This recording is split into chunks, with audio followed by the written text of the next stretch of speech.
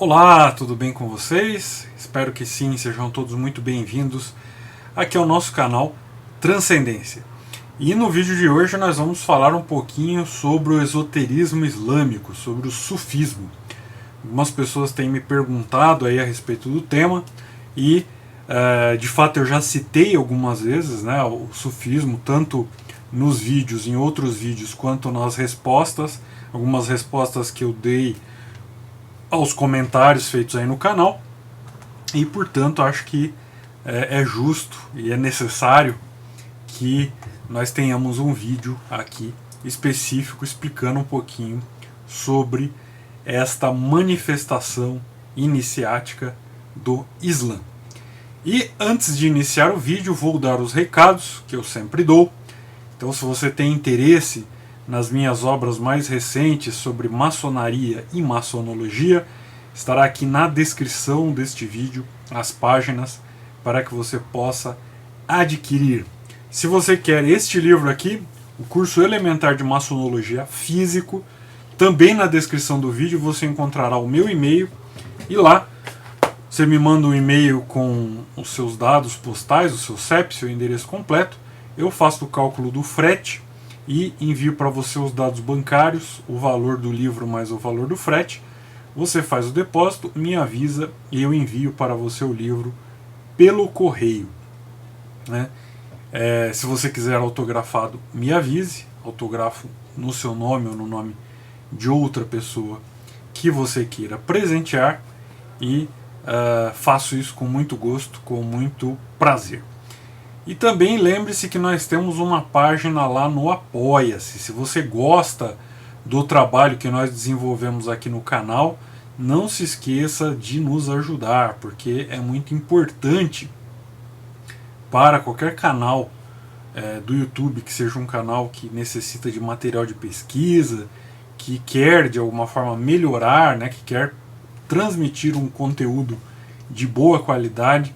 Então é muito importante que nós tenhamos apoio financeiro das pessoas que gostam do nosso trabalho, que apreciam as informações que recebem aqui através do nosso canal.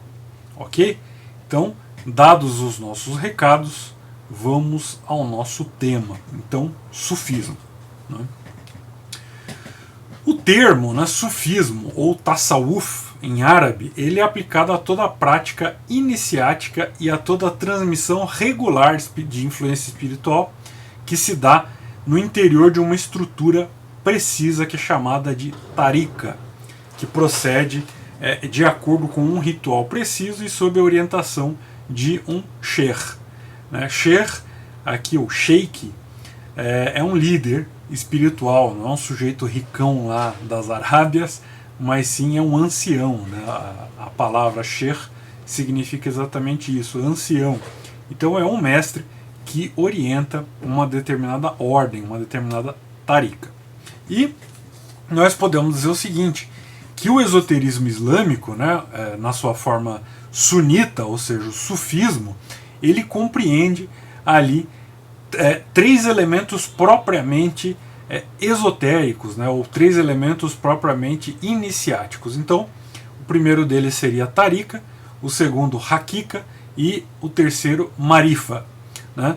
E a esses três elementos se dá o nome de tasawuf, o que seria o equivalente da dimensão iniciática da tradição islâmica. Então vamos tentar compreender os elementos básicos do sufismo de uma forma bem clara e bem resumida, né? A história do sufismo não é a história de alguma seita aberrante, né? É uma história que está incluída dentro da história do Islã de uma maneira geral. Então, onde há muçulmanos, há sufis, apesar aí da perseguição movida contra os sufis desde a expansão do fundamentalismo wahhabita lá no século XVIII da Era Comum.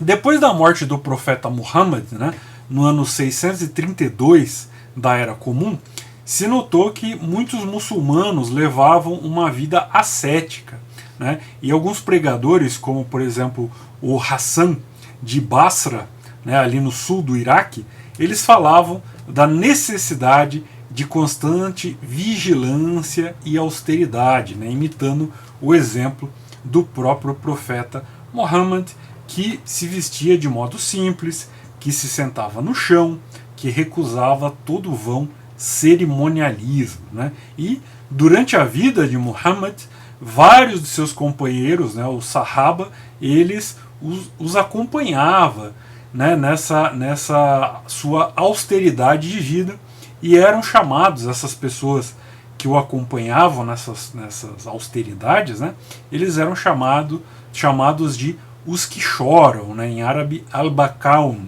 né, os que choram, e porque eles choravam pelos seus próprios pecados, né, e também eles eram chamados de as pessoas do pórtico ou as pessoas do banco, porque eles abandonavam ali os confortos mundanos pelo privilégio de viver ali perto do profeta.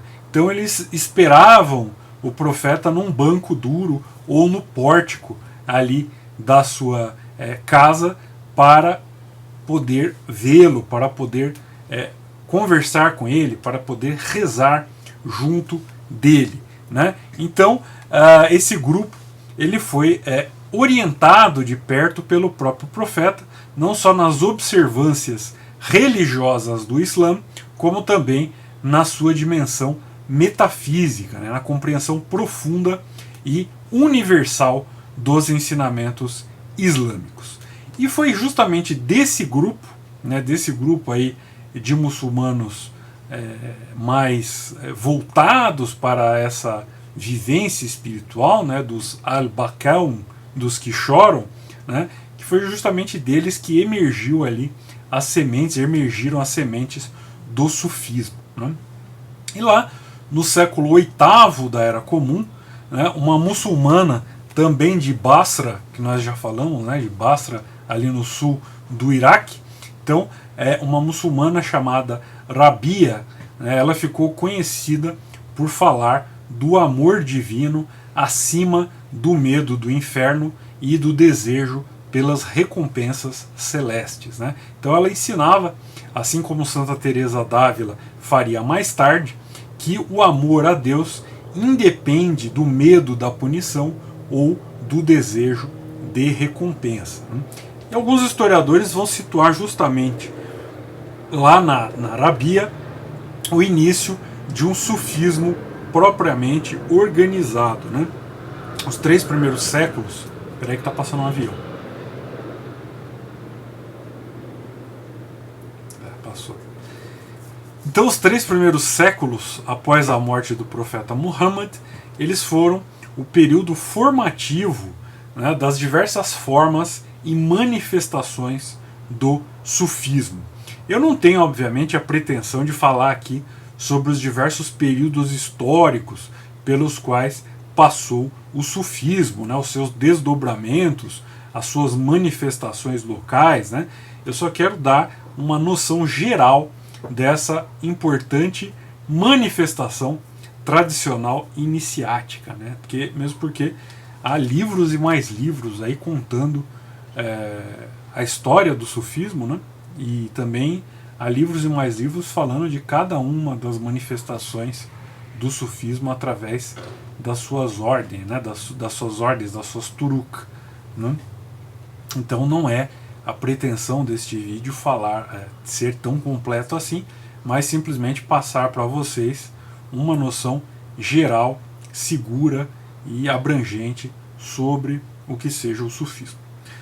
Bom, como eu havia dito antes, né, as bases do sufismo elas compreendem tarika, hakika e marifa, né? Então, tarika quer dizer caminho, via, né?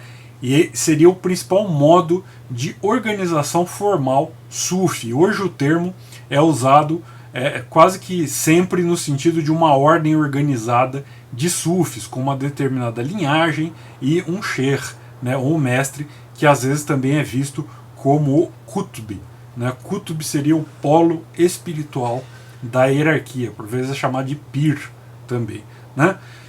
E os sufis eles se encontravam no passado, né, aqui falando um pouquinho sobre a organização das turuk, Turuk é o plural de Tariqa, né?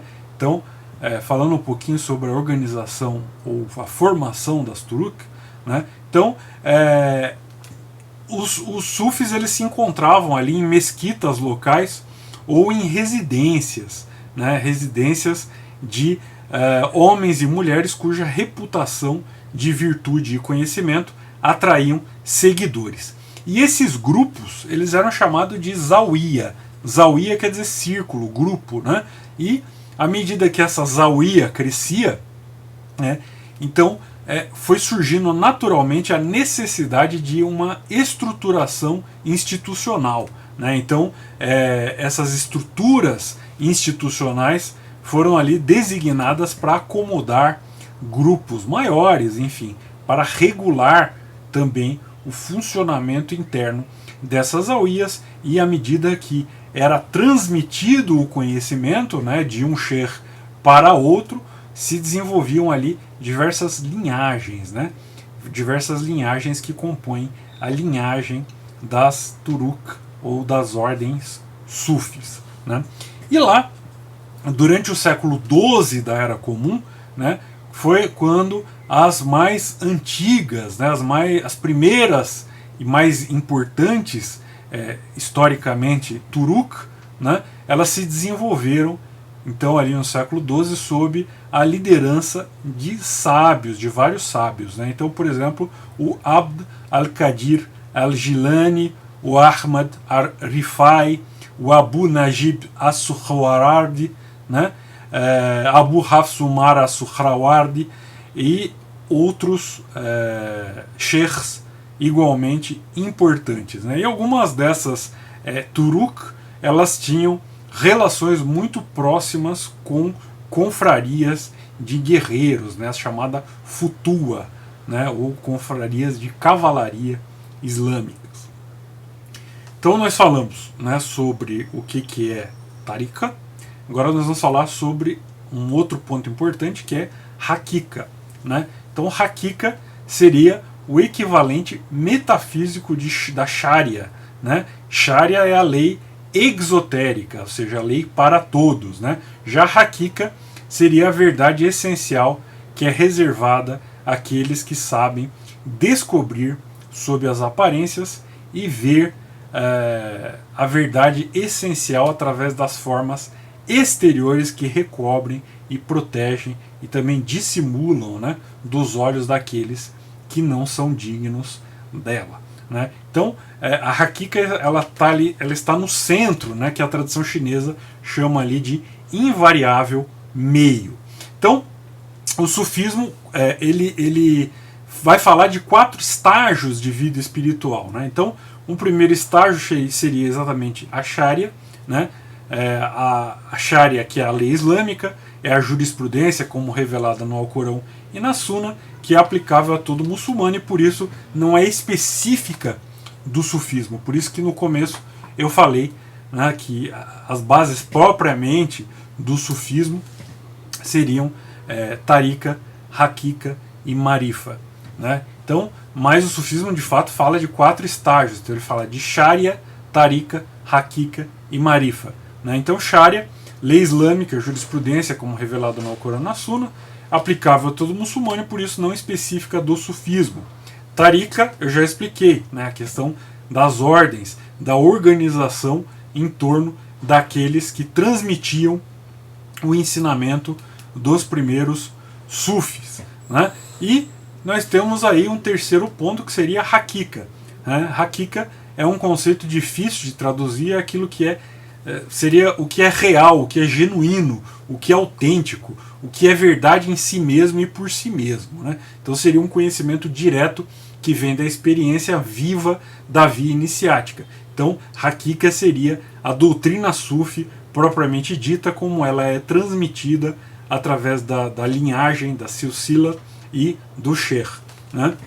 E por fim, nós temos aí o objetivo final do sufismo, que seria Marifa, né? Marifa é o conhecimento, a gnose, né? Seria a prajna, o verdadeiro segredo intransmissível, né? A intuição intelectual supra-racional, o esoterismo estrito sensu, uma vez que é algo que não pode ser transmitido, né, e só pode ser vivenciado, né, e então Marifa seria essa prajna, essa gnose, essa libertação final, ou essa iluminação que seria o objetivo de todo esoterismo tradicional e verdadeiro, né? Então eu acho que o assunto é um assunto bastante complexo, um assunto bastante profundo, bastante interessante, né? Mas num vídeo de 15 minutinhos é o que dá para falar, é o que dá para resumir, né? E espero que tenha sido útil para quem se interessa pelo tema. Eu sei que tem alguns sufis que assistem aqui ao nosso canal, então eu mando a todos eles um salam aleikum wa rahmatullah wa barakatuhu, e espero que tenha sido relevante, que tenha sido útil e que tenha esclarecido algumas coisas, ok? Então, muito obrigado pela sua atenção. Não esqueça de deixar o seu joinha, de dar seu curtir, de compartilhar, de ajudar aqui o nosso canal a crescer, e nos vemos no próximo vídeo. Tchau!